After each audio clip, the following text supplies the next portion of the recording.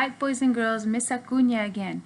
I know I've already made a short video about Day of the Dead, Dia de los Muertos, and an altar or ofrenda, but I wanted to just now invite you to make a short video on Flipgrid to teach us about your altar at home, your ofrenda at home. Maybe your altar isn't as big as this one. This is a huge one. Maybe it's just a little table that your parents have in the corner of a room with maybe a candle and just one picture. I know that there are many of you who probably have that. So I just want you to make a quick video on Flipgrid where you show it to us and talk about the people or the pets, the pictures of them that you have there. And I want to show you a quick example.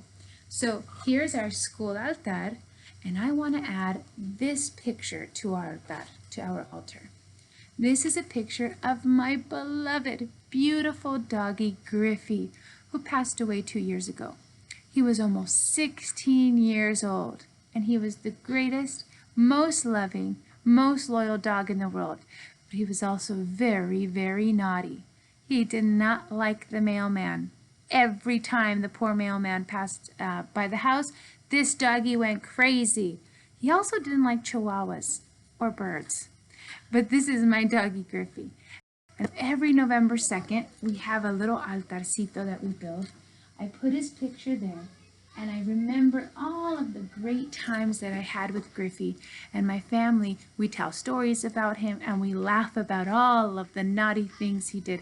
He did some very, very naughty things. But also, I put on the altar this rock. Every night, Griffey loved going on a walk. And there was a house around the corner from our house that has a rock garden. And he'd always love to just kind of stand there and sniff the rocks. And so a few days before he died, I stole one of the rocks from the garden. Shh, don't tell my neighbor.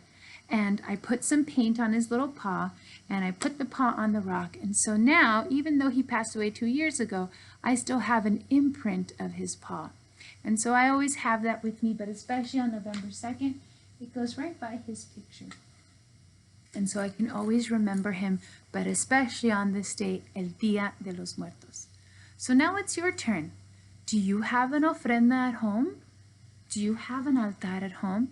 Sure, it's not going to be this big. It may not be this colorful, but I'm sure that many of you have a corner somewhere in your house where your parents maybe have a picture of loved ones who've passed away. Maybe a picture of a pet who's passed away.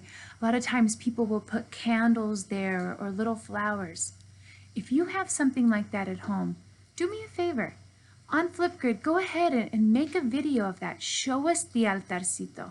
Show us the pictures and the candles and tell us who the pictures are of. We want to remember your loved ones because that's what Dia de los Muertos is all about. Thank you, boys and girls. I can't wait to see your videos.